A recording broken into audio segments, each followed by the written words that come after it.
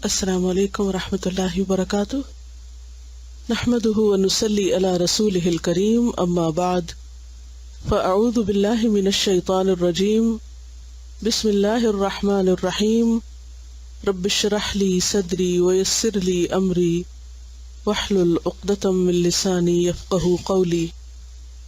الحسد، ح سین دال، حسد یحسد اور حسد یحسد، حسدن اور حسادتن مصدر ہے۔ معنی ہوتا ہے زوال نعمت کی تمنا کرنا۔ کسی کے پاس اگر کوئی نعمت پائی جائے تو اس نعمت کے جانے کے بارے میں، زوال کا مطلب ہے ٹل جانا، اس نعمت کے ختم ہونے کے بارے میں آرزو کرنا، تمنا کرنا، چاہنا، یا پھر دوسرے کے نعمت کے زوال اور اپنے لیے حصول کی تمنا کرنا، دونوں ہی حسد ہے۔ نمبر 1، کسی کو جو نعمت ملی ہے اس کے بارے میں سوچنا کہ وہ چلی جائے، مجھے ملے یا نہ ملے، اور یہ بھی حسد ہے کہ اس کے پاس سے تو چلی جائے اور پھر وہ مجھے مل جائے۔ اسی طرح ایک رشک ہوتا ہے، وہ بھی اس سے ملتا جلتا ہے، اس میں نعمت پانے کی تمنا ہے، لیکن کسی کے پاس جو نعمت ہے اس کے جانے کی تمنا نہیں۔ حسد ایک منفی جذبہ ہے، جبکہ رشک مثبت، یعنی حسد سے ملتی جلتی چیز ایک کیا ہے؟ رشک۔ رشک پازیٹو ہے اور حسد نیگیٹو۔ حسد میں کسی کو ملنے والی نعمت کے جانے کے بارے میں سوچتے رہنا، لیکن رشک میں کسی کو ملنے والی نعمت کے ملنے کی دعا کرنا۔ حسد وہ برائی ہے جس کی ابتدا اور جس کا آغاز انسان کی تخلیق کے ساتھ ہی ہو گیا تھا۔ سب سے پہلے خود انسان کی پیدائش اور پھر اس کو سجدہ کرنے کے حکم پر ابلیس نے حسد کیا اور انسان کو ملنے والی فضیلت اور فوقیت پر جل اٹھا اور سجدہ کرنے سے انکار کر دیا۔ دنیا میں سب سے پہلا بڑا گناہ کبیرہ بھی حسد کی بنا پر ہوا۔ آدم علیہ السلام کے 2 بیٹوں کا واقعہ قرآن مجید میں موجود ہے، جن میں سے ایک نے دوسرے کو حسد کی بنا پہ قتل کیا۔ حسد کے کئی اسباب ہوتے ہیں، بہت سی چیزیں اس کی وجہ ہوتی ہیں، جن میں سب سے پہلا سبب کبر ہے، تکبر، اپنے آپ کو سب سے بہتر سمجھنا اور اپنے لیے وہ چاہنا جو کسی اور کے پاس نہ ہو۔ اسی لیے حاسد متکبر بھی ہوتا ہے، اس کو یہ اچھا نہیں لگتا کہ کوئی اور اس سے آگے ہو، وہ کیا چاہتا ہے کہ جو کچھ ہو بس میرے ہی پاس ہو، کسی اور کے پاس نہ ہو، اور اگر کسی اور کے پاس ہو تو اسے دیکھ کر وہ برداشت نہ کرے اور فوراً انتقامی کارروائی پر اتر آئے، کسی اور کی خوشی پہ خوش نہ ہو بلکہ اسے دوسروں کی خوشی پہ تکلیف ہو، کڑھتا رہے، رنج و غم میں مبتلا ہو جائے، غیر مہذب اور غیر اخلاقی باتوں پر اتر آئے۔ تو پہلا سبب کیا ہے؟ کبر، تکبر۔ پھر اسی طرح عداوت، دشمنی۔ جب کسی انسان سے دشمنی ہوتی یا کسی انسان سے نفرت ہوتی، بغض ہوتا ہے، ہیٹرڈ، تو اس وقت بھی انسان کو اس شخص کو ملنے والی کوئی نعمت اچھی نہیں لگتی۔ بعض اوقات دشمنی کے بغیر بھی ہوتا ہے، لیکن موسٹلی ان لوگوں سے زیادہ حسد ہوتا ہے جن کے ساتھ انسان کی بنتی نہیں، دشمنی ہوتی ہے۔ پھر اسی طرح عجب، بعض اوقات صرف خود پسندی، کہ انسان اپنے آپ کو بہت چاہتا ہے اور اپنی ذات سے اتنی شدید محبت ہوتی ہے کہ کسی اور کو ملنے والی کوئی خیر اور بھلائی پسند نہیں آتی، برداشت نہیں ہوتی۔ پھر اسی طرح ایک سبب حب الرئاسہ ہے۔ حب الرئاسہ کیا ہوتا ہے؟ ریاست کی محبت، حب جاہ جس کو کہتے ہیں، اقتدار، اتھارٹی، کرسی، اختیار، لیڈرشپ کی محبت، کہ میں سب سے بڑا نظر آؤں، سب کچھ میرے کنٹرول میں ہو، میرے ہی ہاتھ میں ہو، میرے ہی پاس ہو۔ پھر اسی طرح شح، حرص، دل کی تنگی، یہ بھی اسباب ہوتے ہیں۔ اور عموماً معاصرت کا معنی ایک زمانے میں ہونا یا ایک شعبے میں ہونا یا ایک دوسرے کے قریب ہونا، یہ بھی سبب بنتا ہے۔ عربی کا ایک محاورہ ہے، المعاصرۃ سبب المنافرہ۔ معاصرت، کنٹمپریری، یعنی ایک زمانے میں ہونا، ایک لیول پہ ہونا، ایک جیسے کام کرنے والے لوگ، ایک فیلڈ کے لوگ، وہ آپس میں عموماً حسد کا شکار ہوتے ہیں۔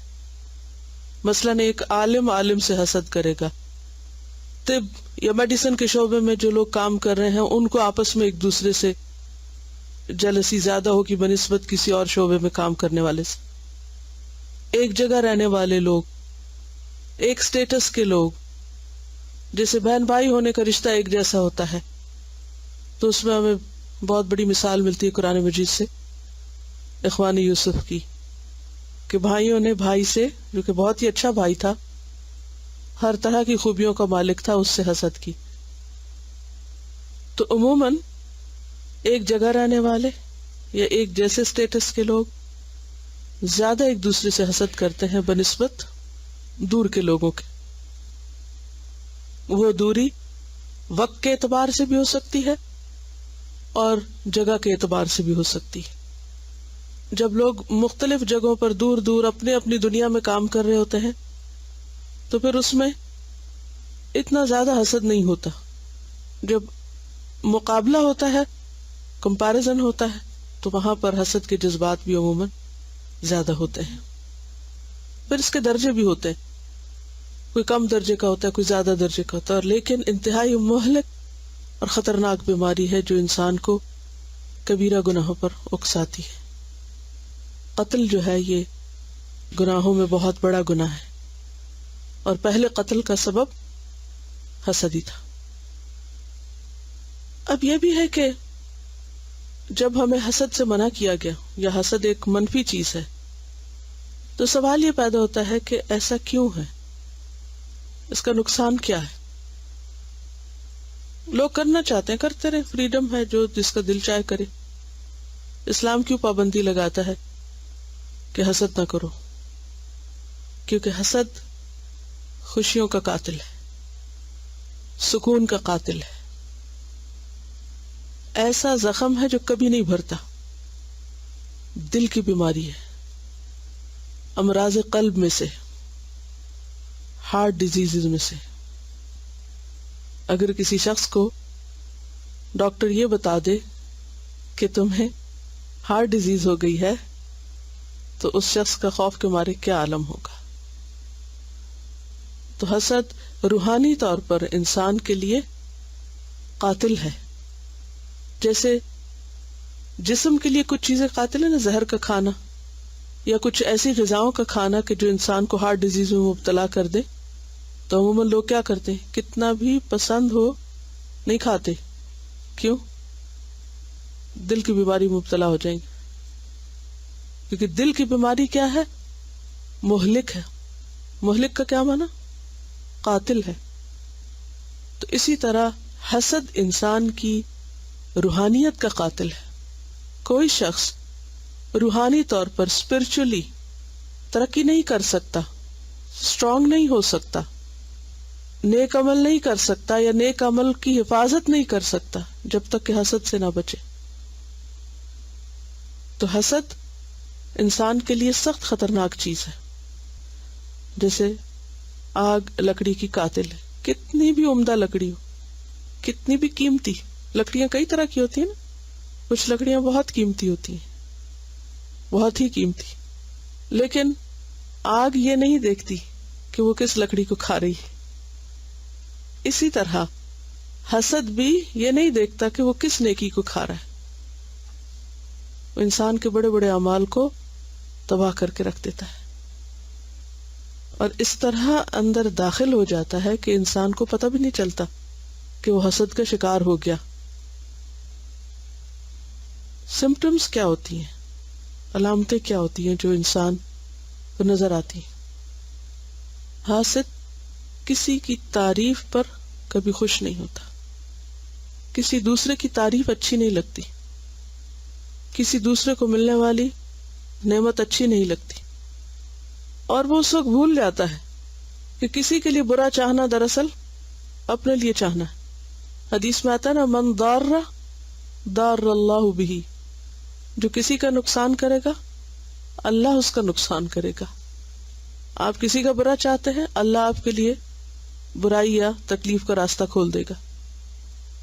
ومن شاق شاق اللہ علیہ، جو دوسروں کو تنگی میں مبتلا کرے گا اللہ اس کے لیے تنگی پیدا کر دے گا. کیونکہ اس دنیا میں ایک اصول کیا ہے کہ ہر ایکشن کا ایک ری ایکشن ہے. کوئی عمل ایک عمل نہیں، دو طرفہ عمل ہوتے ہیں. یعنی کوئی بھی کام آپ کریں گے تو آپ کو اس کا نتیجہ دیکھنا پڑے گا. آپ خوشیاں بانٹیں گے تو آپ کو جواباً خوشیاں ملیں، آپ اسمائل کریں گے تو آپ کو اسمائل ملے گی. آپ کسی کو گھور کے دیکھیں گے تو دوسرا بھی آپ کو ویسے ہی دیکھے گا. آپ کسی سے سخت بات کریں گے تو دوسرا بھی آپ کو سختی سے جواب دے گا، کیونکہ اللہ تعالیٰ نے نظام ایسے ہی بنایا نا. تو جب آپ کسی کے لیے برا چاہیں گے تو یہ کیسے ہو سکتا ہے کہ لوگ آپ کے لیے اچھا چاہیں؟ حسد کی آگ میں، جلن کڑھن میں اس قدر شدت سے مبتلا ہوتا ہے کہ کسی دوسرے تک وہ آگ پہنچنے سے پہلے خود اس کو بھسم کرتی، خود اس کو جلا دیتی. یعنی اگر کوئی شخص کسی پہ جل رہا ہے تو وہ جلن اس تک تو پہنچے گی سو پہنچے گی، خود اس کو تو پہنچ رہی ہے نا. تو حاسد جو ہوتا ہے وہ اندر سے بھی کھایا ہوا ہوتا ہے، جلا ہوا ہوتا ہے. جب کوئی اندر سے جلا ہوتا ہے تو اس کے چہرے پر بھی وہ جلن کے آثار ہوتے ہیں، اس کی باتوں میں بھی. پھر وہ بات بھی کرتا ہے تو جلی کٹی سناتا ہے. وہ خود خوش نہیں ہوتا تو کسی کو بھی خوش دیکھ نہیں سکتا. وہ دوسروں کی خوشیوں میں بھی خرابی ڈالتا ہے. تو اس طرح حاسد بہت جلد بے نقاب ہو جاتا ہے. اگرچہ حسد اندر کی بیماری ہے، چھپی ہوئی ہے، دل کے اندر ہوتی ہے، لیکن بہت جلد بے نقاب ہو جاتی، چہروں پر آ جاتی، عمل میں آ جاتی، باتوں میں آ جاتی. انسان زیادہ دیر تک اس کو چھپا کے نہیں رکھ سکتا، غیبت کی شکل میں، تانے کی شکل میں، اور اسی طرح جھگڑے، لڑائی، چیخنا چلانا، فساد، ان سب کی شکل میں وہ اس کے باہر آ جاتی. تو اس لیے بے حد ضروری ہے کہ انسان اس کا علاج کرے اور اس کو چھوڑ نہ دے. انتہائی خطرناک چیز ہے، دنیا میں بھی تعلقات کی خرابی کا باعث بنتی، اور آخرت میں تو جو دنیا میں آگ بھڑکا کے جائے وہ آخرت کی آگ سے کیسے بچ سکتا ہے؟ آپ دنیا میں جل رہے ہیں، آپ وہاں کیسے نہیں جلیں گے؟ جب تک آپ اپنی اس آگ کو ٹھنڈا نہیں کریں گے، اس کا علاج نہیں کریں گے، تو یہ آپ کو کہیں کا نہیں چھوڑے گی. جو کسی کے لیے گڑھا کھودتا ہے خود اس میں گرتا ہے. ابراہیم علیہ السلام کے لیے جب ان کی قوم کے لوگوں نے آگ کا الاؤ تیار کیا تو کیا ہوا؟ وَأَرَادُوا بِهِ كَيْدًا فَجَعَلْنَاهُمُ الْأَخْسَرِينَ. انہوں نے اس کے ساتھ چال چلی تو ہم نے ان کو سب سے زیادہ خسارے میں مبتلا کر دیا. یہ ہو نہیں سکتا کہ آپ کسی کے لیے کسی بھی طرح برا چاہیں، کسی بھی وجہ سے، چاہے عداوت اور دشمنی کی وجہ سے، مخالفت کی وجہ سے، حسد کی وجہ سے، اور پھر آپ خود اس سے بچ جائیں. کیونکہ حاسد کسی کی خوشی پہ خوش نہیں ہوتا، اور جب آپ کسی کی خوشی میں خوش نہیں، شریک نہیں، تو جواباً وہاں سے خوشی آپ کے لیے کہاں سے ملے گی؟ آپ کیسے خوش ہو سکتے ہیں؟ جو آپ کسی کے لیے چاہیں گے وہی آپ پہ پلٹے گا. اس لیے بے حد ضروری ہے کہ انسان ایسے طریقے اختیار کرے، وہ چیزیں جانے اور وہ عمل کرے کہ جس سے اپنے اندر سے اس چیز کو ختم کرے. اور کوئی بھی کام ایک دفعہ کرنے سے نہیں ہوتا، بارہا اپنا جائزہ لیتے رہنے کی ضرورت ہوتی ہے. یہ مت سمجھے کہ ایک دفعہ آپ نے اپنے اندر سے یہ سب کچھ نکال دیا اور پھر آپ مطمئن ہو گئے، کیونکہ اس کا آغاز شیطان سے ہوا تھا نا، بنیاد وہاں سے پڑی. تو شیطان آگ سے، وہ خود آگ سے ہے اور دلوں میں بھی آگ بھڑکاتا رہتا ہے، اور وہ چاہتا یہ ہے کہ انسان کے اندر ایسے وسوسے ڈالے، ایسے خیال ڈالے، ایسی باتیں اس کو ڈالے کہ جو اس کو غمگین کر دے اور اس کا چین لوٹ لے، اور پھر اس کی انرجی اتنی ڈرین ہو جائے کہ کچھ بھی وہ کرنے کے قابل نہ رہے، کوئی مثبت کام نہ کر سکے. جب آپ منفی چیزوں پر اپنی ساری طاقت لگا دیں گے تو مثبت کام کرنے کا وقت کہاں سے ملے گا؟ تو علاج جاننا بے حد ضروری ہے اور علاج کرنا بے حد ضروری ہے. تو آئیے ہم دیکھتے ہیں کہ قرآن مجید ہمیں اس بارے میں کیا بتاتا ہے. ہم آیات اور احادیث پڑھتے ہیں اور اس کے ساتھ ساتھ ہم کچھ حسد کے علاج کے بارے میں بھی جانتے ہیں انشاءاللہ. قال اللہ تعالی ام یحسدون الناس علی ما آتاہم اللہ من فضلہ.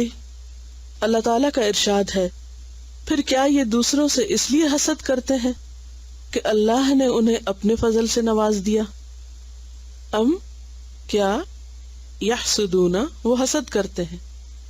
یہاں اشارہ بنی اسرائیل کی طرف ہے جو نبی صلی اللہ علیہ وسلم کی آمد سے پہلے آپ کا انتظار کر رہے تھے، اور آنے پر کہ وہ بنی اسماعیل میں سے آ گئے، حسد کی بنا پر آپ کی مخالفت کرنے لگے. تو کہا گیا کہ کیا وہ اس بنا پر لوگوں سے حسد کرتے ہیں کہ انہیں اللہ نے اپنے فضل میں سے دیا. تو اس سے پتہ یہ چلتا ہے کہ حاسد دراصل المنعم، المعطی، الوہاب، یعنی اللہ سبحانہ وتعالیٰ کی صفات ہے نا یہ، کہ اس بخشش کرنے والے، نعمتیں دینے والے کے فیصلے پر راضی نہیں ہوتے. حاسد اللہ کے فیصلوں کو قبول نہیں کرتا. وہ اس بندے سے زیادہ کس سے ناراض ہے؟ نعمتیں دینے والے سے. قرآن مجید کی ایک اور آیت میں آتا ہے وَرَفَعْنَا بَعْضَهُمْ فَوْقَ بَعْضٍ دَرَجَاتٍ، ہم نے ان میں سے بعض کو بعض پر درجوں میں بلندی عطا کی ہے. یہ اللہ کا فیصلہ ہے، کیونکہ اللہ تعالیٰ نے یہ دنیا برابری کی بنیاد پر نہیں بنائی. اس دنیا میں برابری نہیں ہے. اس دنیا میں اللہ نے اونچ نیچ رکھی ہے.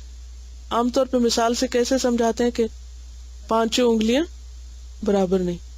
کیوں نہیں برابر؟ کیونکہ اگر یہ برابر ہوتی 5 کی 5 تو ہم کام نہیں کر سکتے تھے.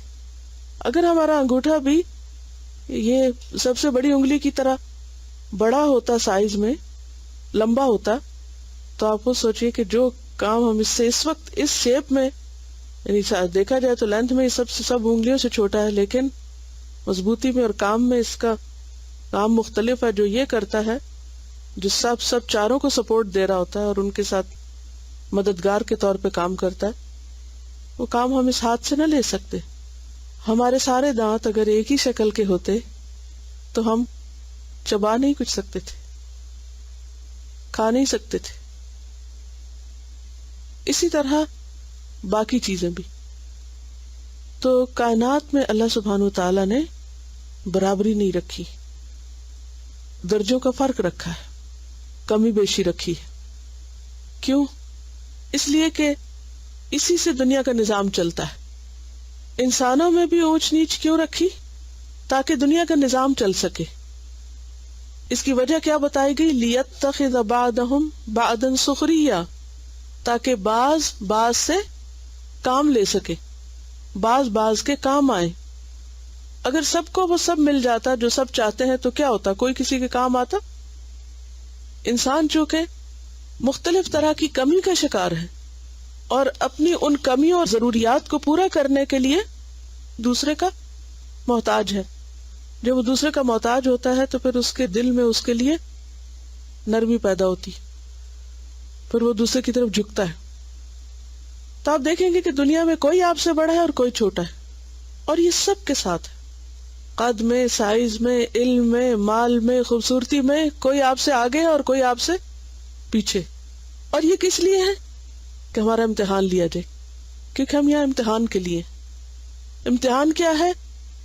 کہ جو ہم سے آگے ہے اس سے حسد نہ کرے، اس کو ملنے والی نعمت کو کیا سمجھ کر خوشی سے قبول کرے کہ یہ میرے رب کی دین ہے، میرے رب کی تقسیم ہے.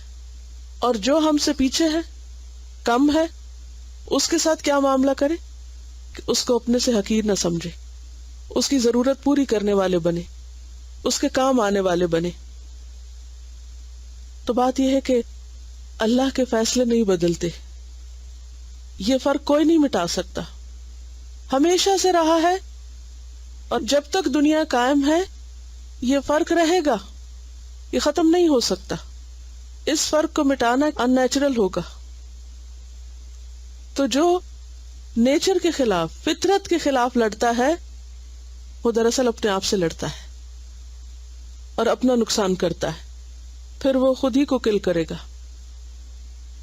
تو ام یحسدون الناس، کیا وہ لوگوں سے حسد کرتے ہیں، علی ما آتاہم اللہ من فضل، ان چیزوں پر جو اللہ نے ان کو اپنے فضل میں سے دی، اپنی خاص رحمت سے. اس سے یہ بھی پتہ چلتا ہے کہ جو نعمت کسی کو ملتی ہے وہ اس کا حق نہیں ہوتی، وہ پریویلیج ہے، رائٹ نہیں. عام طور پر ہم لوگوں کی گفتگو میں یہ بات ہوتی ہے، کیا میرا اتنا بھی حق نہیں کہ مجھے یہ چیز مل جائے؟ کیا میرا حق نہیں ہے کہ مجھے 2 وقت کی روٹی ملے؟ کیا میرا حق نہیں ہے؟ نہیں، کچھ بھی حق نہیں ہے. کیا ہے؟ انعام ہے، احسان ہے اللہ کا، وہ نہ چاہے تو نہ دے. آپ کیا کر سکتے؟ اگر یہ احساس رہے تو انسان کو پھر جو کچھ بھی ملتا ہے اس پر شکر کرتا ہے. اور اگر انسان اس بولی میں بولتا رہے، اس ٹون میں بولتا رہے، کیا میرا یہ حق نہیں اور میرا وہ حق نہیں، تو پھر کیا ہوگا؟ حقوق کی اس جنگ میں کبھی بھی انسان پرسکون نہیں ہو سکتا، کبھی بھی اس کو چین نہیں آ سکتا. قال اللہ تعالی ومن شر حاسد اذا حسد، اور اللہ تعالیٰ کا فرمان ہے اور حاسد کے شر سے جب کہ وہ حسد کرے. اس سے کیا پتہ چلتا ہے کہ حاسد اپنے آپ کو نقصان دینے کے ساتھ ساتھ بعض اوقات انتقامی کارروائیوں کی وجہ سے دوسرے کو بھی نقصان پہنچاتا ہے. کیونکہ اللہ تعالیٰ نے دنیا میں خیر اور شر دونوں رکھا ہے، خیر بھی اپنا کام کر رہا ہے اور شر بھی اپنا کام کر رہا ہے. تو یہ اللہ تعالیٰ کی بہت بڑی رحمت ہے کہ اس نے ہمیں ایسے شر سے خبردار کر دیا کہ شر ہے، لیکن اس شر سے بچنے کے لیے کیا کرو؟ اللہ کی پناہ میں اپنے آپ کو دے دو. کیونکہ بعض اوقات حاسد سامنے آ کے وار کرتا ہے اور بعض اوقات چھپ کے وار کرتا ہے اور ہمیں پتہ بھی نہیں ہوتا. بعض اوقات وہ اتنا لپٹا ہوا وار کرتا ہے کہ ہم جانتے بھی نہیں.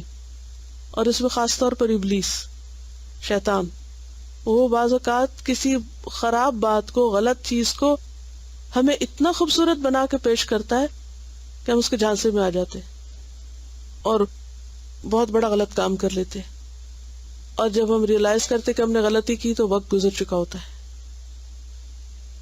اور اس میں تاریخ میں کئی ایک ایسے واقعات ہیں. اس میں میں یہ کتاب دیکھ رہی تھی، عظمت اسلام، یہ مولانا وحید الدین کی کتاب ہے. اس میں انہوں نے حسد کے نقصانات پر پیج 284 پر ایک چیپٹر لکھا ہے. اس میں یہ لکھتے ہیں کہ بہمنی سلطنت 1347 میں سلطان محمد بن تغلق سے بغاوت کر کے قائم ہوئی. اس کا بانی حسن گنگو تھا. حسن کا کہنا تھا کہ وہ ایران کے قدیم بادشاہ بہمن کی اولاد سے، اس بنا پر اس کا خاندان بہمنی خاندان کہا جاتا ہے. حسن گنگو نے گلبرگہ کو اپنی راجدھانی قرار دیا اور اپنی سلطنت کی حدود بڑھانے شروع کیے. 1359 میں حسن گنگو کی وفات ہوئی. اس کے بعد اس کا جانشین احمد شاہ بہمنی ہوا. اس نے شہر بیدر بسایا اور گلبرگہ کے بجائے بیدر کو اپنی راجدھانی قرار دیا. دکن کی یہ بہمنی سلطنت 180 یعنی 180 ایئر تک قائم رہی. 1527 یعنی 1527 میں ختم ہو گئی. اس سلطنت کا وزیر 1463 سے لے کر 1481 تک محمود گواں تھا. اس کا زمانہ بہمنی سلطنت کا سب سے زیادہ کامیاب زمانہ ہے. اس نے سلطنت کو مزید وسیع کیا اور اپنے تدبر سے اس کو بہت مستحکم کیا. مورخین نے بالاتفاق اس کی اعلیٰ لیاقت کا اعتراف کیا. ایک مورخ نے لکھا ہے کہ محمود گواں تاریخ ہند کے بہترین مدبروں اور منتظموں میں شمار کیا جاتا ہے، یعنی زبردست لیڈر اور ایڈمنسٹریٹر تھا. انسائکلوپیڈیا بریٹانیکا میں اس کے بارے میں لکھا ہے. اس عہد کی سب سے زیادہ ممتاز شخصیت، ایک اعلیٰ انتظام کار اور ایڈوانس ہسٹری آف انڈیا کا مصنف، ان الفاظ میں اس کے اخلاص کا اعتراف کرتا ہے کہ اگرچہ محمود گواں کو نہایت وسیع اختیارات حاصل تھے مگر اس نے کبھی اپنے اختیار کا بے جا استعمال نہیں کیا. اپنی ماہرانہ سیاست، کامیاب فوجی اقدامات کے ذریعے اس نے بہمنی سلطنت کے رقبے کو ایسی حد تک پہنچایا جو پچھلے حکمرانوں کے زمانے میں کبھی سوچی بھی نہ گئی تھی. محمود گواں اس قدر محنت کا عادی تھا کہ وہ اپنا ایک لمحہ ضائع نہ کرتا. اپنی ضرورتیں اس نے بہت محدود کر لی تھی. چٹائی پہ سوتا، مٹی کے برتن میں کھانا کھاتا، نہایت سادہ زندگی گزارتا. اس کے ذاتی کتب خانے میں 3000 کتابیں تھیں. اس نے بہمنی سلطنت کی راجدھانی بیدر میں ایک مدرسہ قائم کیا اور اپنی تمام کتابیں وہاں بھیج دی. مدرسہ کی عمارت کے آثار اب بھی بیدر میں موجود ہیں. اس کے زمانے میں بہمنی سلطنت کو بہت ترقی ہوئی. محمود گواں کے زمانے میں بہمنی تخت پر محمد شاہ سوم تھا. یہ بادشاہ نہایت آرام طلب اور ناکارہ تھا. نتیجہ یہ ہوا کہ سلطنت کا سارا انتظام عملاً محمود گواں کے ہاتھ میں آ گیا، یہ جس کے اوپر ذکر ہے. محمود نے اس اقتدار کا کبھی ناجائز فائدہ نہیں اٹھایا. پھر بھی یعنی کوئی اس نے فائدہ نہیں اٹھایا، صرف یہ کہ وہ کام زبردست کر رہا تھا جس سے ملک کو ترقی ہو رہی تھی.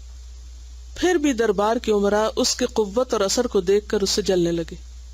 انہوں نے خفیہ طریقے سے محمود کی سرکاری مہر حاصل کر لی، سٹیمپ. اس کے بعد ایک فیک جعلی خط لکھ کر اس کی مہر کے ساتھ تیار کیا اور وجے نگر کے راجہ رائے نرسنگ کے نام خط لکھا گیا اور یہ فرضی خط انہوں نے بادشاہ کو دکھایا اور کہا کہ آپ کا وزیر غدار ہے جو آپ کو تخت سے بے دخل کرنا چاہتا ہے اور یہ دوسرے راجہ سے ساز باز کر رہا ہے. یعنی حسد میں آ کے محمود کے خلاف اس کے بادشاہ کو ورغلا دیا اور جھوٹا ایک پیپر تیار کر کے یہ ثابت کیا کہ یہ آپ کے خلاف سازش میں ملوث ہے، حالانکہ اس غریب کو کچھ خبر نہیں تھی. بادشاہ امیروں کے دھوکے میں آ گیا، درباریوں کے دھوکے میں آ گیا. اس نے 15 اپریل کو اس لائق وزیر کو قتل کرا دیا.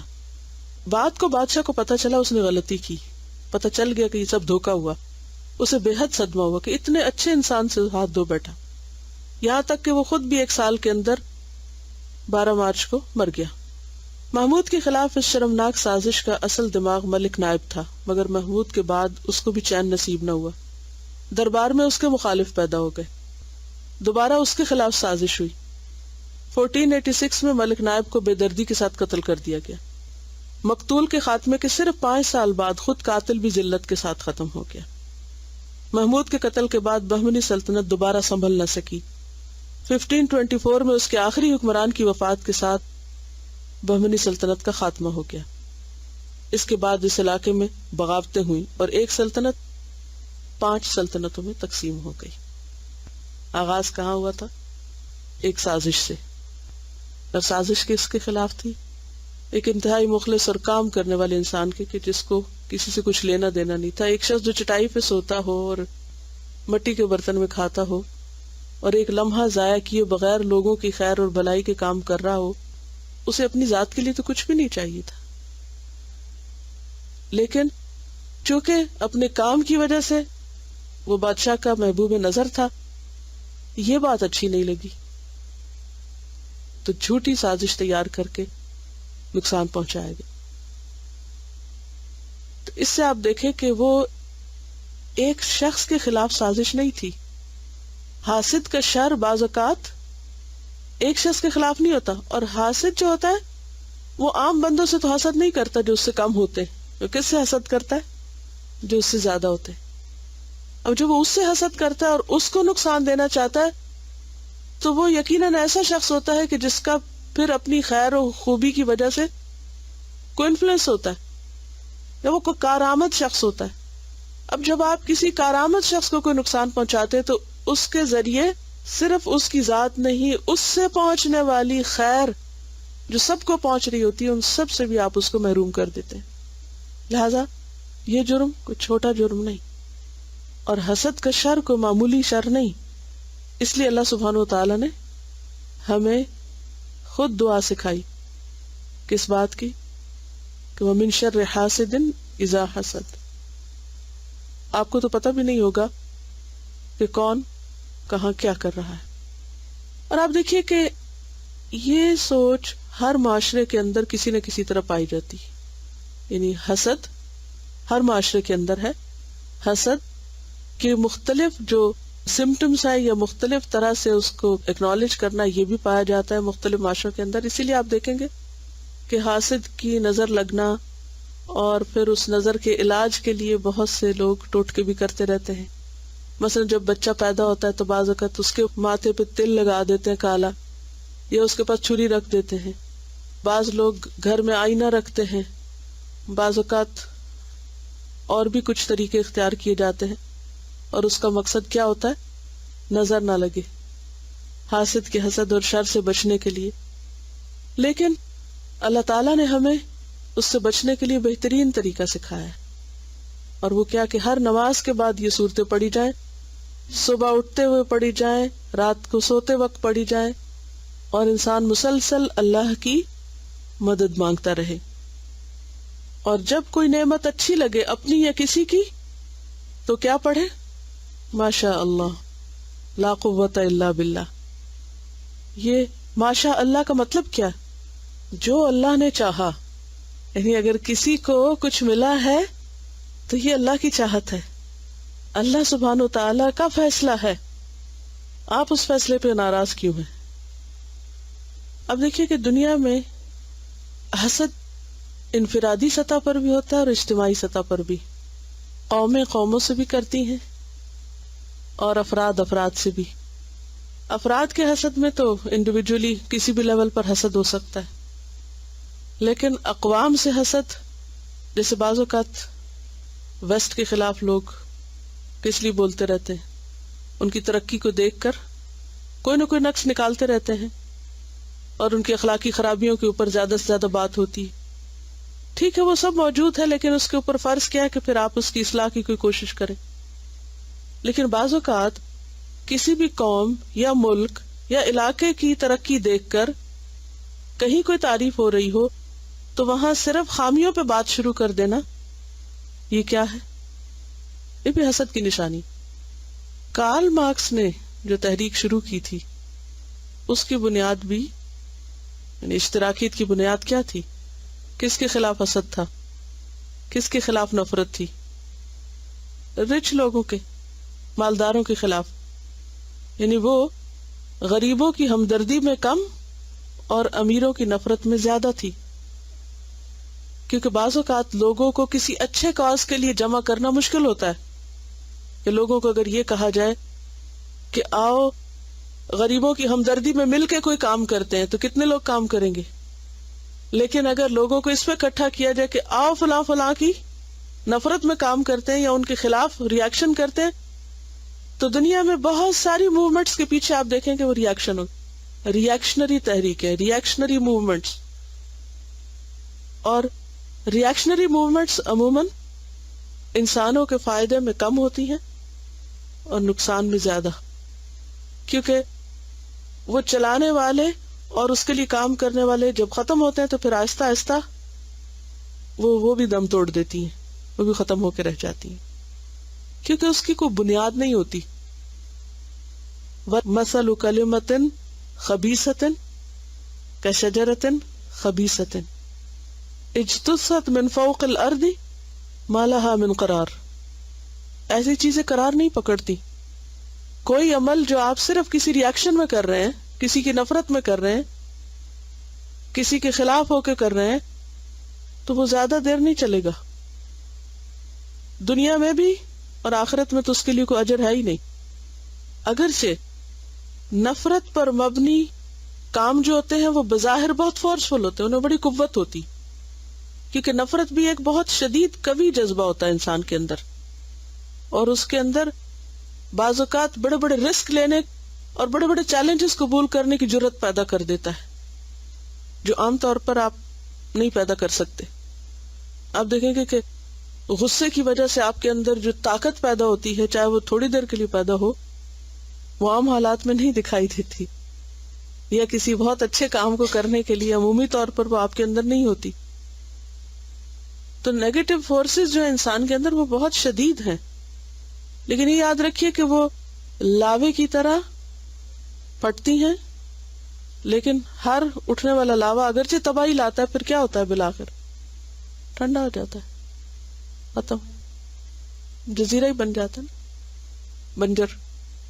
تو بات یہ ہے کہ انسان کو ہمیشہ یہ سوچنا چاہیے کہ کوئی بھی جو عمل کرنے لگا ہے، کوئی بھی کام، کسی کا ساتھ دینے لگا ہے، کسی کی باتوں میں جو آ رہا ہے، کسی کی ہاں میں جو ہاں ملا رہا ہے، وہ کس نیت سے ہے، کس جذبے سے. بعض اوقات دو لوگوں کا اتحاد صرف وقتی کسی ایسی ہی نفرت کی بنا پر ہوگا جو دونوں کے اندر کامن ہوگی کسی تیسرے کے خلاف، اور جو ہی وہ مقصد حل ہوگا وہ دونوں الگ ہو جائیں گے.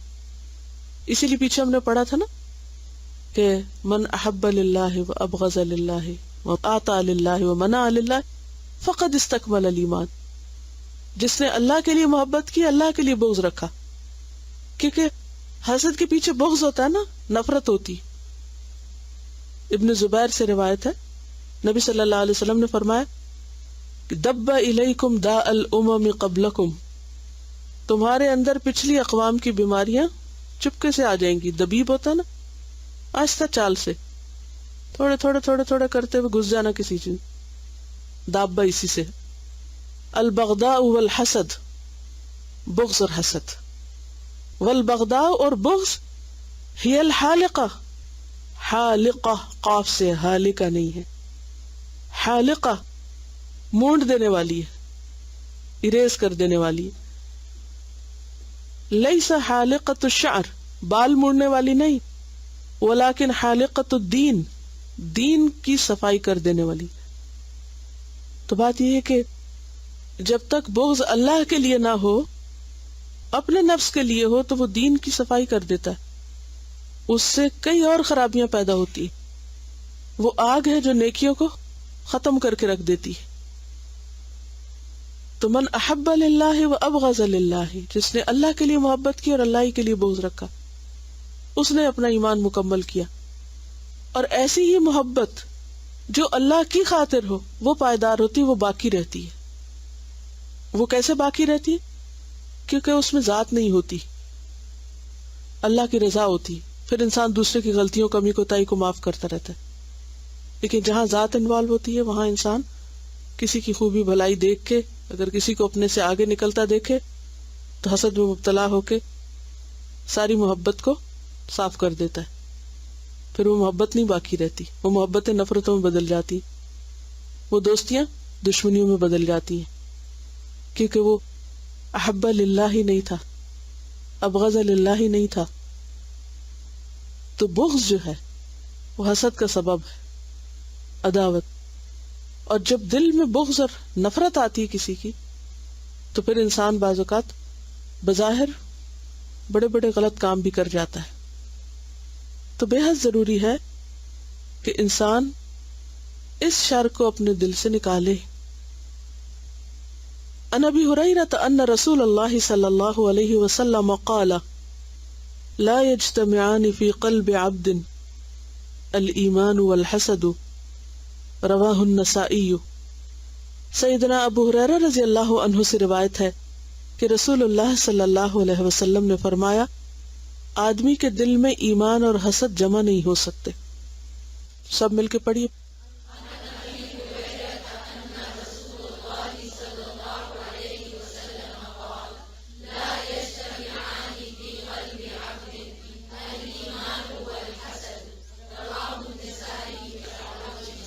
نسائی نہیں ہے، نہ ہے، نسائی، نسائی.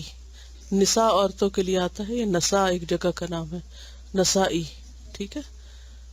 لا یجتمعان، دو جمع نہیں ہو سکتے، یعنی ایک جگہ اکٹھے نہیں ہو سکتے. فی قلب عبد، کسی بندے کے دل میں، الایمان والحسد، ایمان اور حسد. ایک آئے گا تو دوسرا نکل جائے گا. اب آپ دیکھیے کہ دل میں حسد آیا اور ایمان نکلا، اور حسد دل پہ چھایا تو انسان سارے کام کیسے شروع کر دے گا؟ جو ایمان کے منافی جائیں گے، ایمان سے دور لے جانے والے. اسی لیے نبی صلی اللہ علیہ وسلم نے فرمایا تھا نا کہ قسم ہے اس ذات کی جس کے ہاتھ میں میری جان ہے، تم جنت میں نہیں جا سکتے جب تک کہ تم ایمان نہ لاؤ، اور تم ایمان نہیں لا سکتے جب تک کہ آپس میں محبت نہ کرو. جیسے ایمان اور حسد جمع نہیں ہوتا تو پھر کیا ضروری ہے؟ ایمان کے لیے محبت ضروری ہے. وَلَا تُؤْمِنُوا حَتَّى تَحَابُّوا أَلَا أُنَبِّئُكُمْ، کیا میں نہ بتاؤں تم کو؟ بِمَا يُثْبِتُ لَكُمْ ذَلِكَ، جو تمہارے دل میں یہ چیز ڈال دے. افشوا السلام بینکم، سلام کو خوب خوب پھیلاؤ، سلام کو خوب رواج دو. تو اس سے کیا ہوگا؟ نفرتیں دور ہوں گی، یعنی کمیونیکیشن بڑھے گی، ایک دوسرے کو انسان انڈرسٹینڈ کر سکے گا. سلام سے تکبر بھی دور ہو جاتا ہے جو خاص طور پر آغاز کرتا ہے. تو ایمان اور حسد ایک دل میں اکٹھے نہیں ہو سکتے. تو کتنا رسکی کام ہے پھر، کس قدر خطرناک چیز ہے کہ اگر حسد آیا تو ایمان کے لالے پڑ جائیں گے. لہذا کس قدر ضروری ہے کہ انسان اسے نکالنے کی تدبیر کرے، اسے اپنے اندر نہ چھوڑے، اسے باقی نہ رہنے دے. اب دیکھیے کہ اگر ہمیں پتہ چل جائے کہ ہمارے جسم میں خاص وائرس داخل ہو گیا یا کوئی ایسی چیز کھا لی ہے کہ جو ہمارے لیے جان لیوا ہو سکتی، تو ہمارا ری ایکشن کیا ہوگا؟ چین سے سو جائیں گے جا کے؟ جتنی جلدی ہو اس کو نکال باہر کیا جائے، فوراً اینٹی بایوٹک کا استعمال شروع کر دیتے ہیں ہم. السلام علیکم. وائرس کی بات سے مجھے یاد آیا کہ مجھے جب یہاں کینیڈا میں میرے ٹیسٹ ہوئے تو مجھے پتہ چلا کہ میرے اندر ہیپیٹائٹس سی کا وائرس ہے، اور کافی سالوں سے تھا لیکن مجھے پتہ نہیں تھا، حسد کی طرح چھپا ہوا تھا. اور وہ پھر ایکٹیو ہو گیا تو اس سے مجھے سمٹم نظر آئے، تو انہوں نے مجھے ٹریٹمنٹ بتایا. وہ بہت ہارڈ ٹریٹمنٹ تھا، اور وہ مطلب مجھے پہلے ہی بتا دیا کہ بہت سارے تمہیں اس کے سائیڈ افیکٹس ہوں گے، کہ بال بھی چلے جائیں گے، یہ بھی ہو سکتا ہے، یہ بھی ہو سکتا ہے. 100 سے زیادہ اس کے سائیڈ افیکٹ تھے. تو مگر مجھے پتا تھا کہ یہ مجھے لینا ہے کیونکہ اس کے بغیر وہ وائرس نہیں جائے گا. میں نے وہ ٹریٹمنٹ لیا، 5 سال میرا ٹریٹمنٹ ہوا، ڈفرینٹ 2-3 دفعہ. تو میں یہی سوچ رہی تھی کہ اس کے لیے کتنی، ایک وائرس کو نکالنے کے لیے اتنا میں نے رسک لیا. اور ابھی اکثر لوگ مجھ سے پوچھتے ہیں کہ ہمارے فلاں کو یہ وائرس ہے، تو وہ بوڑھے لوگ ہیں جو جیسے کسی کی مدر ہیں، تو میں نے کہا وہ تو ہے، رسک لینا پڑے گا. لیکن وہی میں سوچ رہی تھی کہ اس کے بارے میں ہم لوگ کوئی ٹریٹمنٹ نہیں لیتے. ہمیں سمٹم نظر آتی بھی ہیں، کیونکہ یہ وہ چیز ہے نا جس کے بارے میں آپ کو خود ہی اپنے اندر جھانکنا ہے. شاید کوئی اور آپ کو نہ بتا سکے، لیکن مومن کا دل ایک آئینے کی طرح ہوتا ہے. اس پہ آنے والا چھوٹا سا دھبا بھی فوراً اس کو نظر آتا ہے. انسان اپنے دل میں فوراً دیکھ سکتا ہے، پہچان سکتا ہے کہ کسی کی خیر پر میرا ری ایکشن کیا تھا. کسی کے بارے میں کوئی گڈ نیوز سنی، کسی کو کسی بھی فیلڈ میں اس کو یا اس کی اولاد کو یا کسی بھی اور کو آگے جاتے دیکھا تو میرے دل کا حال کیا ہوا، میں نے کیسے محسوس کیا. کسی کی تعریف ہو رہی تھی، کسی کے نمبر مجھ سے زیادہ آگے، کسی کو کسی فیلڈ میں زیادہ کامیابی، مال میں زیادہ کوئی آگے چلا گیا، تو میرا ری ایکشن کیا تھا، میرے اندر کا حال کیا تھا. کیا میں کسی کی خوشی پہ خوش ہوا یا نہیں ہوا؟ اور اگر کسی کی خوشی پہ ہم خوش نہیں تو مرض میں مبتلا ہیں، علاج ضروری ہے، ورنہ مہلک ہے، خود ہی کو نقصان دے گا.